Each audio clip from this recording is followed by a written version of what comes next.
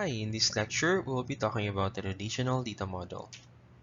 After completing this chapter, you will be able to describe the relational database model's logical structure, identify the relational model's basic components and explain the structure, contents, and characteristics of a relational table, use relational database operators to manipulate relational table contents, explain the purpose and components of the data dictionary and system catalog, identify appropriate entities and then the relationships among the entities in the relational database model, describe how data redundancy is handled in a relational database model, and explain the purpose of indexing in a relational database.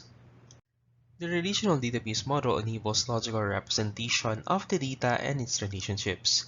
The logical simplicity yields simple and effective database design methodologies, and the logical view is facilitated by the creation of data relationships based on a logical construct called a relation. As we have said in the discussion on data models, the relational data model is characterized by relations or tables. In this slide, we have the characteristics of a relational table. First, a table is perceived as a two-dimensional structure composed of rows and columns. Each row, or a tuple, represents a single entity occurrence within the entity set. Each table column represents an attribute, and each column has a distinct name.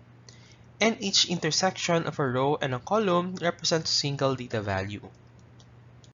In addition, all values in a column must conform to the same data format. Each column has a specific range of values known as the attribute domain. The order of the rows and columns is immaterial to the database management system, and each table has an attribute or combination of attributes that uniquely identifies each row. Let us consider this table example. We have the student table with the following columns. We have the student number, student last name, the student first name, student middle initial, student date of birth, student credit hours earned, student classification, student GPA or grade point average, student transfer if the student has been transferred from another institution, the department code, the student phone extension, 4-digit campus extension number, and the professor number of the professor who is the student's advisor. Now let us define what keys are. Keys consist of one or more attributes that determine other attributes. Meaning, if you know the value of a certain attribute, you should be able to identify the values of the other attributes. Having keys ensure that each row in the table is uniquely identifiable, and this is used to establish relationships among tables and to ensure the integrity of the data. From the previous table that we have for the student table in the previous slide, an example of a key is the student number. Because if you know the student number of a student, you will be able to identify the student's last name, the student's first name, among others in the record. Another example of a key might be a combination of the first name, last name, and date of birth.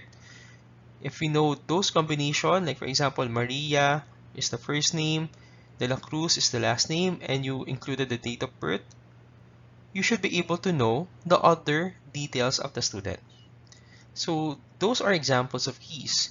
Keys again are one or more attributes whose values, if you know the values of those attributes, you will be able to determine the values of the other attributes. And is being used to uniquely identify each row or record that you have in your table. One concept that we have just talked about is determination. Determination is the state in which knowing the value of one attribute makes it possible to determine the value of another. It establishes the role of a key and is based on the relationships among the attributes. We have what we call functional dependence. Functional dependence is such where the value of one or more attributes determines the value of one or more other attributes. In this case, the determinant is the attribute whose value determines the other attributes, and the dependent is the attribute whose value is being determined by the other attribute. The following examples of functional dependence. First, student number and student last name. As you can see, if you know the student number, you should be able to know the student's last name. Second, student number helps determine the student first name, student last name, and student GPA. can also be a combination in the determinant. In this case, if you get this combination of student first name, student last name, and student number, you should be able to determine the values of student date of birth, student hours, and student GPA. And as you can probably tell, we have a lot of examples that we can list from our previous table. Now, all of those are examples of functional dependence, but how do we know if we have a full functional dependence? We have a full functional dependence if the entire collection of attributes in the determinant is necessary for the relationship. Let's take a look at the third example. Is the student first name, student last name, and student number, are all of them necessary for the relationship that we have in the third one to work? The answer is no. Why? Because just by knowing the student number, you should be able to determine the other things. You don't really need to have the student first name and student last name. So the third one is not an example of full functional dependence. It is a functional dependence, but since we have some redundant attributes in our determinant, then it is not classified as a full functional dependence. The following are the types of keys. Let us start with the composite key. The composite key is a key that is composed of more than one attribute. Take note that the key attribute is an attribute that is part of a key. In our student table example, the combination of first name, last name, and date of birth constitute a composite key because they are a key that has more than one attribute. Next is a superkey. A superkey is a key wherein an attribute or combination of attributes uniquely identifies any row in a table. Now, not all superkeys can be candidate keys. So how do superkeys become candidate keys? A superkey becomes a candidate key if the superkey is a minimal irreducible one, meaning it is a superkey that does not contain a subset of attributes that is itself a superkey. We have seen an example of this in the previous example that we have of functional dependencies,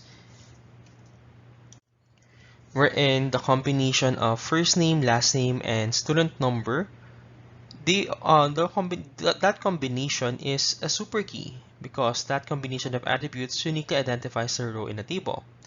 But it is not a candidate key because the student number itself is a superkey. So the combination of attributes can only become a candidate key if it is irreducible or you cannot take out some unnecessary attributes in your key.